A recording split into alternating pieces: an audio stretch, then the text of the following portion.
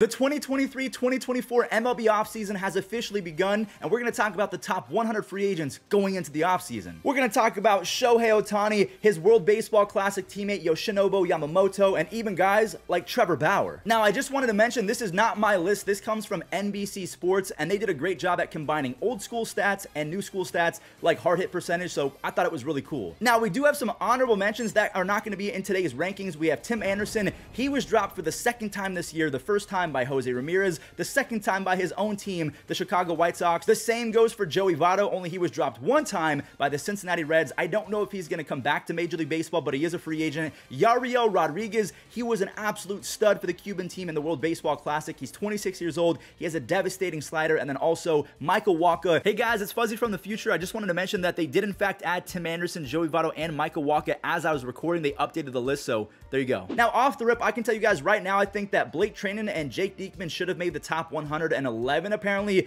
NBC Sports, they're overachievers. They didn't do the top 100. They did the top 111. So we're going to kind of breeze through the first 40 or 50 players because they're not big names, but Shelby Miller, he was really good. He had a 1.17 ERA in 42 innings last year for the Dodgers. The Dodgers, I think they dug deep down in LA and they found the fountain of youth. They're just force-feeding these guys steroids or something like that. Magical powers, Jason Hayward, Andrew Heaney, I don't really get it. Tom Murphy, he is a platoon catcher. I don't know where he's going to sign, but apparently last year he was pretty decent, hitting 290 with a near 340 on base percentage. Zach Greinke, he is so close to 3,000 strikeouts. Hopefully he gets it with the Royals in 2024, but he had a 5 ERA last year. He was absolutely terrible. Speaking of being absolutely terrible, at 108, Shintaro Fujinami, one of the worst rookie seasons by a starting pitcher in the history of baseball, but he's a flamethrower. He can get up to 101, 102, and he was better as a reliever. Even though he wasn't the best, he was still better. Maybe he goes to a team like the Dodgers or the Rays and they can really fine-tune his spin rate and that velocity. Randall Grichuk, so let's kind of go up. So we have Randall Grichuk, Garrett Cooper, Keenan Middleton,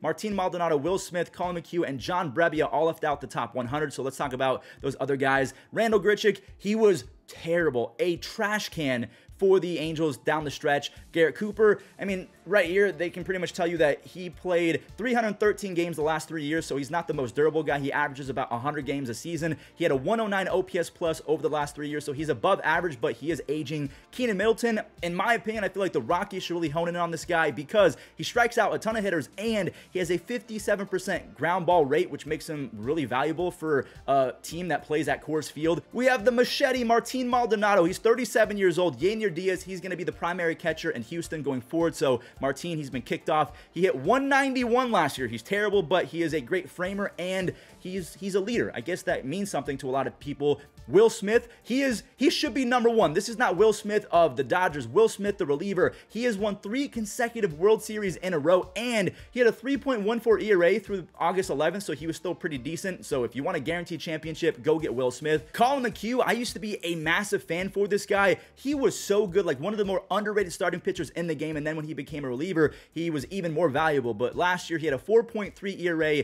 in 59 innings. I think that he should be better in 2024, so keep a lookout for that. John Brebbia just misses the top 100. I mean, he's decent, but I mean, he's not my favorite relief pitcher. Just cracking the top 100, Donnie Barrels is what we call him on this channel. Donovan Solano, he hit 282 with a 370 on base percentage. Now, the glove is not very good, as they say, but the bat, it's pretty good. A 370 on base percentage in the year 2023. That's super projectable going into 2024 because he walks a lot. Now, he is 37 years old, so maybe the exit velos aren't going to be there. But Donovan Solano, I know he was that good last year. Brent Sutter has been pretty consistent over the last few seasons. He has a 3.3 ERA over his last 250-ish innings, so look for him to go to a team that really needs lefties like the Boston Red Sox. I feel like Joely Rodriguez, he wasn't very good, so maybe he goes to the Red Sox. There's going to be a lot of relief pitchers in the first couple players because, again, they're not that valuable, but they can prove to be super valuable come postseason. Chris Stratton has been a workhorse out the pen. He almost threw 85 innings in relief with the Cardinals and the Rangers. Now, he did almost have a 4 ERA, but I think that he's a guy that can go 2 or 3 innings if your starter implodes. So, yeah, he can be fairly valuable. And speaking of fairly valuable, if he's right, Joey Gallo can be good. I mean,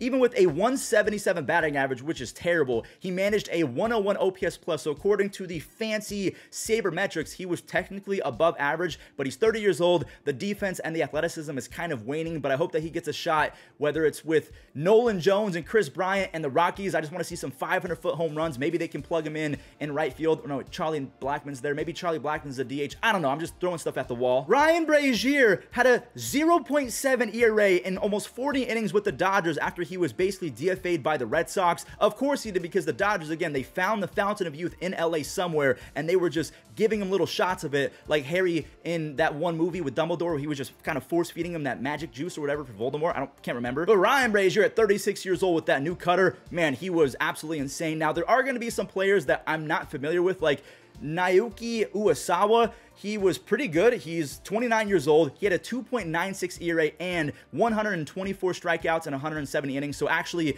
the strikeout rate is not very good, but at 29 years old, he should be a guy that can throw 150 innings, and that's pretty valuable. All right, let's talk about some former decent players, and they're kind of aging. CJ Cron, Kirby Yates, Enrique Hernandez, and Adam Frazier. Adam Frazier, I don't know where the power came from last year, but he was a lot better for the Orioles than what he was for the Mariners. You have Enrique Hernandez at 92, Kirby Yates, CJ Cron. I mean, CJ Cron, he does have a 112 OPS plus over the last 3 seasons. Kirby Yates used to be the best relief pitcher in baseball. He was decent last year with a 3.3 ERA for the Braves last year with 80 strikeouts and 60 innings. That's pretty nasty. Enrique Hernandez, he was way better for the Dodgers, and Adam Frazier, like I said, he could play the outfield, a couple infield spots, and the power was there last year, so I mean, he's 32 years old. Maybe you give him a chance. Ooh, we have some older aging players. Adam Ottavino, he had a 3.2 ERA across the board in 2023. He's almost 39 years old, so I don't know how that's exactly going to bode for him, considering his velocity was down almost 2 miles an hour. Andrew McCutchen, look at this. He put up a 45% hard hit rate, which is not the best, but it was his highest since 2015, and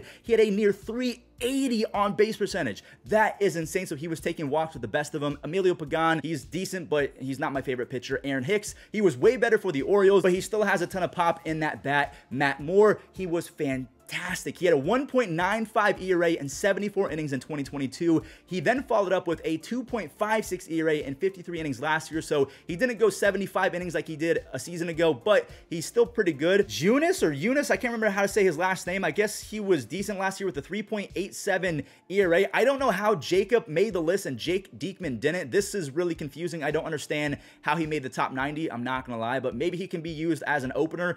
Like, if he goes to the Rays, that could be smart. Ooh, Wandy Peralta. I did not know that he was a free agent, but he had a 2.9 ERA over the last 3 years. So he is one of the best pitchers in baseball at limiting damage against lefties. He's also great when it means the most. Like, he's great with runners in scoring position. Alex Wood, I still think that he can be nasty. I thought that Alex Wood was approaching 40 years old. He's only 33. So last year, he had a 4.3 ERA in 12 starts and 17 relief appearances, but he was way better the previous year, so maybe there's some gas left in the tank. Speaking of gas left in the tank, Jason Hayward last year had a 340 on base percentage, fantastic defense. He's still only, I say only with air quotes, because guys like Tom Brady and LeBron James, they're making 34 look like 28. So maybe Jason Hayward can turn around a 15 home run season, maybe 20 doubles for a team like, I don't know, maybe he goes to the Guardians and they can have a little platoon with Ramon Laureano and Jason Hayward. Just get Miles Straw off the Guardians, please. Liam Hendricks, I don't know why he made the list. I think that we're just giving him a lot of credit because he's Liam Hendricks and we love him, but he's probably not going to be pitching in 2024. Again, I would have ranked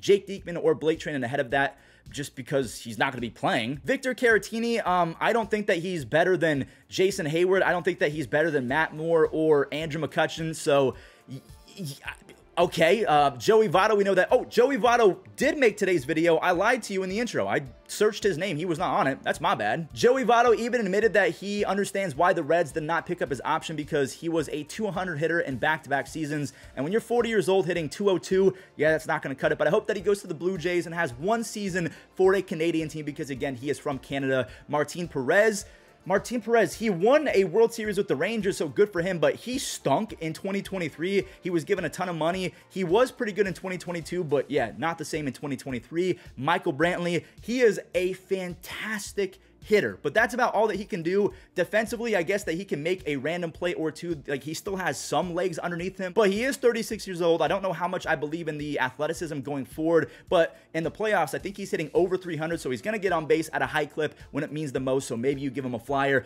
Carlos Santana, he's one of the best players in baseball at getting on base. Aside from that, defensively, he was he was decent for a 30-plus-year-old, so he's 37 years old. Alex Cobb, I absolutely love his pitch mix. He's got a devastating sinker. He's got a great changeup. I love his cutter. For me, I feel like if he went to the Guardians, that would be a really good pickup. He's 36 years old. He's kind of getting better with age, although 2023 was not the same as 2022 for a lot of these guys. That's why they slipped greatly in the rankings, but Alex Cobb, I would definitely give him a chance. Gio Urshela missed a lot of time for the Angels, and we can say that about a lot of Angels players, Mike Trout, Anthony Rendon, Shohei Ohtani. There was just injury after injury, but over the last 3 years, he has a 281 batting average and a 415 slugging, so that's pretty decent. He plays good defense at the hot corner as well. I think better defense at shortstop, in my opinion. IKF, I mean, there's not really much to say aside from he can play catcher, he can play a gold glove third base, he can play the outfield.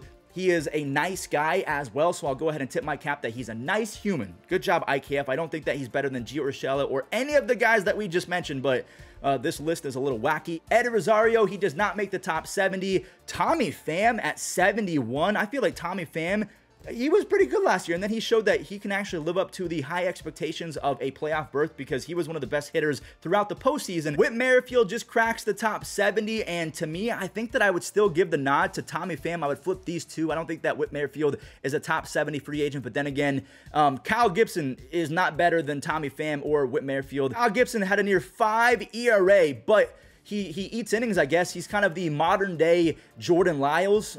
Okay, Brandon Belt. I really love Brandon Belt. He has a career 124 OPS plus. I know these numbers off the top of my head because a lot of people were clowning on Brandon Belt and how much money he's made for his career. Since turning 32 years old, he has a 140 OPS plus. He's been really, really good. He had a 370 on base percentage last year for the Blue Jays. I think that he can be really good as a platoon. Craig Kimbrell, I mean, He strikes out a lot of guys. That's really all he's good at. He's going to give up the occasional back-to-back home runs or just fully implode, and he was a big reason as to why the Phillies got knocked out by the Diamondbacks. Wade Miley, I hope that he goes back to the Brewers because he kind of stinks everywhere else. Over the last 3 years and 59 starts, he has a 3.2 ERA, and again, he's best when he's in Milwaukee because they can really fine-tune pitchers. Freddie Peralta, Corbin Burns, Adrian Hauser, Eric Lauer, you name it. If you go to the Milwaukee Brewers, you're going to become a better pitcher. Jack Flaherty, let's just round up because he had a 4.99. Let's just say a 5 ERA. He did have decent strikeout numbers, 148 strikeouts and 144 innings, but he kind of had some attitude. So the Cardinals kind of gave up and they cut bait. They said, we'll move on entirely. I don't know if I believe in Jack Flaherty's stuff going forward, but he is 28 years old, so maybe he's worth a flyer. Same for Frankie Montas. He's been injured. I don't know if he even had 10 starts for the Yankees. Off the top of my head, he was very, very, very good for the A's. He throws a 97 to 99 mile per hour sinker, and in the year 2024, that is ultra valuable to a lot of clubs out there. Mark Canha. So Mark Canha, he's not a free agent. He was just traded from the Brewers to the Tigers, so I don't know why he's on this squad. Okay, that one's really weird. Ryan Stanek, his ERA went from 1.15 to almost 4.1 in 2023, but again, he's one of those guys that can throw 100 miles an hour, and in the year 2024, that is very, very valuable. Joe Kelly, the exact same story, so we don't have to really talk about him, but I think that Jake Diekman is better than Joe Kelly. So again, these are just, I'm kind of talking about all of the free agents and whether or not you guys would want to sign them, so I don't know if this rankings is very good. You guys have to let me know, because I don't even think that Joe Kelly is better than someone like Tommy Pham. I mean, how did they even get there? All right, let's just move on. Adam Duvall, he was so good. One of the best players in baseball to begin the season, and then he dove in center field and broke his wrist, but he had an 834 OPS in 92 games. That's really, really good. If he went to the Guardians and then he played left field and then you have Steven Kwan in center field, that would make me very happy, even though he's 35 years old. Andrew Heaney, you kind of have to look at Andrew Heaney as a spot starter or someone that can eat a lot of innings out the pen, or if he's going to be a Jordan Lyles or a Kyle Gibson kind of guy, maybe he goes 150 to 160 innings just to save your bullpen depth every so often. Jock Peterson, what did Jock Peterson do in 2023? A 111 OPS plus, so kind of disappointing for Jock Peterson standards, but he's 31 years old, and because he's still got that pop in the bat, he's probably going to get anywhere from $10 to $15 million. David Robertson, woo!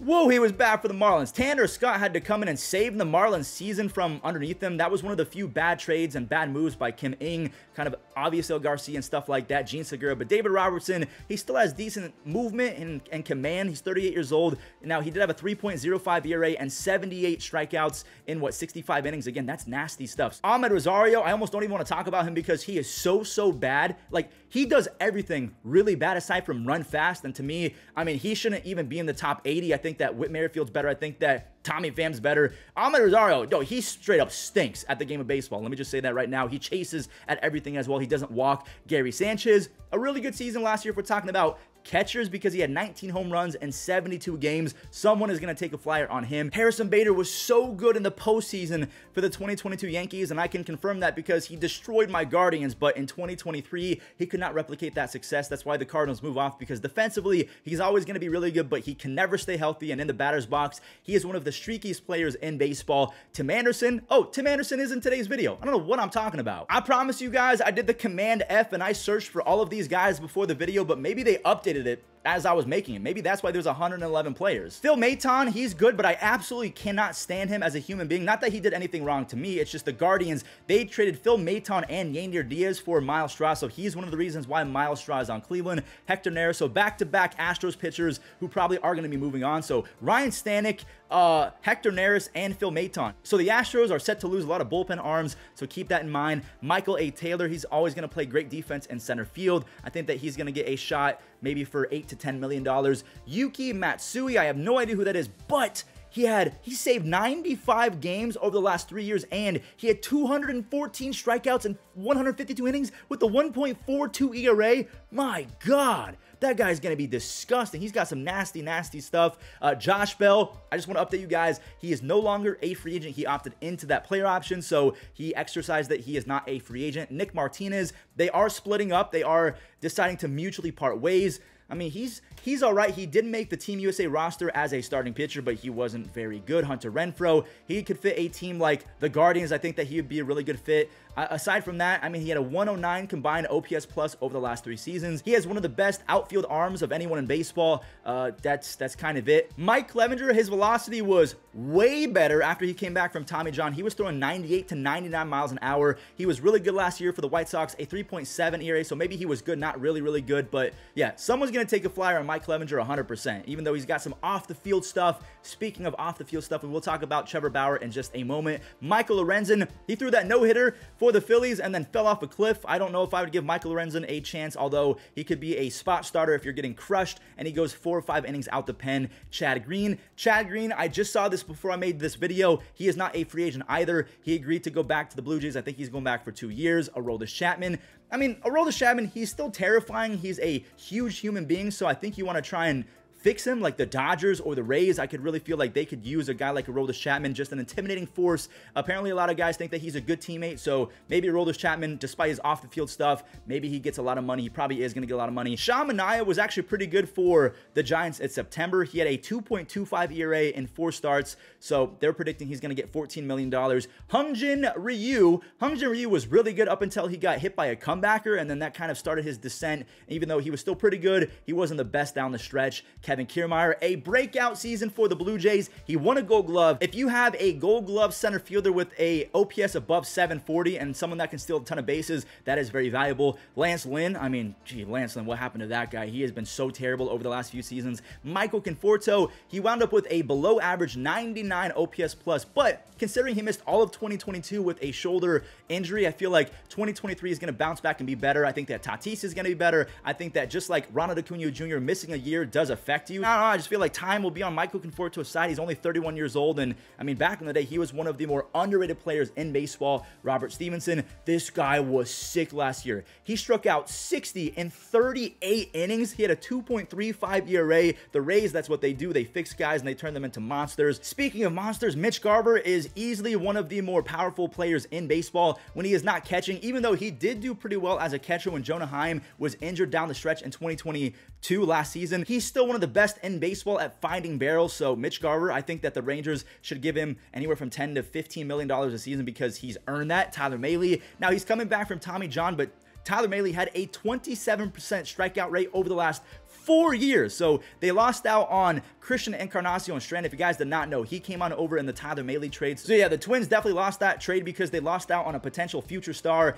in Christian Encarnacion Strand, and they barely got any use out of Tyler Mahle. Trevor Bauer, so again, Trevor Bauer, he's 33 years old. We all know what happened behind the scenes. Now, one thing I do want to mention, he had a 2.76 ERA, which is pretty good, but he only had 130 strikeouts and 130 innings, which is not the nastiest stuff ever, but his velocity was really good. He's going to eat innings. Trevor Bauer, I don't know if he's going to end up in Major League Baseball just because owners are so aware of the social presence and the movements behind the scenes that they're almost going to be scared into corners not to give Trevor Bauer another chance. And a lot of fans across baseball, now that the evidence has come out that it really seems like he was set up by that person, Trevor Bauer, does he deserve a second chance? Let me know. Justin Turner and James Paxton, funny enough, they both play for the Red Sox, and it kind of blows my mind that they think that James Paxton is better than Justin Turner. Justin Turner, he had 96 RBIs at 38 years old, one of the best 38-year-old seasons in the history of baseball, at least in my opinion. James Paxton, no, I don't think that he's better than Justin Turner. I'm sorry. The 4.5 ERA is because he was one of the worst pitchers in baseball to end 2022. He was ultra good, ultra efficient to begin the season. I thought, wow, James Paxton finally, Big Maple, that's his nickname. He's kind of finding his groove again, but no, it really did not end that well. Seth Lugo is very good. He was the former relief pitcher for the Mets. He turned into a long reliever and then eventually a starting pitcher. He had a 3.57 ERA for the Padres. I think that's pretty solid production. I think that he's going to get a ton of money. Ronaldo Lopez was a full-blown superstar out the pen for the Guardians over the final 3 months for a couple different teams. He had a 1.13 ERA. He is a strikeout machine, so I want Ronaldo Lopez back on the Guardians. Luis Severino, what happened to my guy? Oh God, I forgot it was that bad. A 6.65 ERA in 89 innings. Now, I still believe that Luis Severino can be a productive Major League pitcher, but I mean, you cannot. Wow, 6.65. Shout out to Jeimer Candelario for single-handedly saving his career because in 2022, he was terrible. He got non-tendered because he hit 217 with a 272 on base percentage. That is terrible. But last year for the Nationals and the Cubs, he was better with the batting average once he got traded, but offensively, he was pretty good, and defensively, he was a stud over at the hot corner. He's 30 years old. He is a switch hitter. I mean, if I'm the Yankees, I might give him a shot, honestly, as a DH option, as a third base option. Kyle Hendricks, we don't have to talk about Kyle Hendricks because the Cubs just picked up his option as we were recording today's video. Julio Urias, I don't exactly know if we should talk about him because we don't know what's going to be happening with him on the kind of logistical side of things. If he's going to be returning to Major League Baseball, I have no idea. Kenta Maeda, 3.39 ERA, that's pretty good. A 3.39 ERA over his final 16 starts with 98 strikeouts in, 16 starts? That's pretty good. He's 35 years old. I would definitely give him a shot. Jorge Soler, he was an all-star. Of course, he had 30-plus home runs. I hope that he goes back to the Marlins because he is a perfect fit in Miami. Michael Wacha. Apparently, I just lied to you guys in the intro. Michael Wacha was just added as well. So they definitely updated this list before I went back and searched these players' names again. So I'm sorry I lied to you. Hopefully, you guys don't hate me for that. I kind of set you up for failure. But yeah, 3.22 ERA in 24 starts. Michael Wacha, definitely a top 25 free agent in my opinion. So we got Charlie Morton. He had a 3.29 ERA over the first 5 months of 2023. But then he kind of faded because of an injury to his finger. And then in the NLDS, he wasn't even playing because that sidelined him. Clayton Kershaw, I mean, he's so good. He's one of the GOATs of our game if we're talking about starting pitchers, but it's so sad what has happened to him in the postseason because everyone's kind of losing the respect. I don't know if I would say losing respect for Clayton Kershaw, but he's just so terrible in the playoffs. It just kind of begs the question, is Clayton Kershaw overrated? Probably not because his regular season stats are so vastly historic that we have to give him his credence, but yeah, he's probably not going to be playing in 2024, but he is a top 20 free agent just because he's Clayton Kershaw. Jordan Hicks, he throws a bajillion miles an hour. He had a 3.29 ERA and 81 strikeouts in 65 innings, so I can see why he's in the top 20. JD Martinez, this guy, have you seen his stats over the last 10 years, the last decade? I mean, even though he was striking out at an insane clip in 2023, at 35 years old, he was one of the more prodigious power hitters in baseball, and he had a ton of doubles as well. He was driving in runs. I think that JD Martinez is going to get a lot of phone calls despite him being 36 years old. Teoscar Hernandez, yes, he did hit 217 at home and 295 on the road, so maybe it's not Safeco Field. T-Mobile Park was just not for Teoscar Hernandez, but he was way better defensively. He still has pretty decent sprint speed. I think he was top 20%. So yeah, Teoscar Hernandez, there's a lot of thump in that bat. Just get him out of Seattle and he might actually return to form. Rhys Hoskins, he almost returned to the NLCS roster for the Phillies. So now that he's going to have a full offseason, expect him to be fully healthy going into 2024. He's an on-base god when he's right. Even when he had an on-base dip, he still got on base 33% of the time. So Rhys Hoskins, shout out to him. Jung Jung-Hoo Lee, this guy, he's been described, I think, as the Korean Mike Trout, which is high praise. In 2023, he only hit 318 with a 406 on base percentage, and that was down from a 349 batting average with the 421 on base percentage in 2022. But I think in large part his down season, in air quotes, was because he only played 86 games. He had a fractured ankle. Again, they're calling him the Korean Mike Trout. You gotta have some interest in this guy. Lourdes Gurriel Jr. was traded away from the Blue Jays so they can improve the defense, but he was pretty good defensively and left field. He only missed out on Gold Glove consideration because he was a DH for a large part of the season, but I mean, even in the playoffs, he showed off the tools. Lucas Giolito, I mean, he's been awful. Absolutely terrible. I don't think that he should be in the top 20 just because I don't know how you save Lucas Giolito unless you break out the voodoo magic of the Tampa Bay Rays or the Fountain of Youth stuff down in LA with the Dodgers. Marcus Stroman, he did opt out, which is kind of surprising because he was absolutely terrible, just like Lucas Giolito down the stretch in 2022. Shota Imanaga, okay, I've never heard of this guy, so bear with me. He had a 2.8 ERA last year with 174 strikeouts and 140 innings. He throws anywhere from 90 to 94, so he's not going to wow you with 99-mile-per-hour stuff, but his command, and it seems like, oh yeah, his command is insane. 24 walks and 140 innings. This is like the Japanese version of Cliff Lee. That's what this kind of looks like. Erod has officially opted out. He has all but screwed the Tigers because the Tigers could have got some capital in a trade for the Dodgers, but Erod said, no, I would rather stay here with Detroit, and then he's leaving, so kind of a jerk in my opinion, but hey, respect. Josh Hader had an insane 1.28 ERA, and he really prioritized the fact that he wanted to be a free agent and really test the waters because he kind of screwed the Padres down the stretch. He chose not to come into a game. They called down to the bullpen and they said, hey, Josh, can you save us? He said no, because I do not pitch more than 3 outs. So, I mean, a lot of people kind of lost some respect, but I get it. He hasn't gone more than 3 outs in like 2 or 3 years. Now we're getting to some big boys. Sonny Gray. I mean, if it wasn't for Garrett Cole, you probably would have Sonny Gray as a Cy Young winner, or at least in the top 3 from his past 2020 season. He was really, really, really good. Jordan Montgomery made himself so much money because of the recent postseason that we just saw. I mean, he was 3-0 with a 2.9 ERA and 31 innings for the World Series champions. He was pretty good for the Yankees. He got even better with the Cardinals. He became even better with the Rangers. So just like GiraffeneckMarc says, he's aging like fine wine. So Matt Chapman is an interesting player because he plays fantastic defense. I feel like his defense was really boosted by the huge foul territory in Oakland. He was still really good for the Blue Jays, and he was fantastic at hitting the ball hard. He had 57 barrels last year, but he only had 17 home runs. He started off on fire. I think he was the best player in baseball for the first 2 months, but then MLB figured him out and he just regressed horribly. So yeah, I still believe in Matt Chapman. He's 30 years old. He plays really good defense. He hits the ball hard, but when his weaknesses are exposed, they're exposed really bad. Blake Snell at number 5. Who's ahead of him? Cody Bellinger. Okay, maybe I can get down with that. So Blake Snell, he is going to win the NL Cy Young. If you don't agree with that, if you still think that it's Justin Steele or someone else, I mean, please turn in your baseball card because you have absolutely no idea what you're talking about. I mean, the dude had an MLB best 2.25 ERA and a 31% strikeout rate. He also was one of the best pitchers in the history of baseball at limiting hits. Cody Bellinger returning to form just makes my heart so happy. And even Christian Yelich bounced back a little bit in 2023. He was better defensively. He got on base at a high clip. But Cody Bellinger, I mean,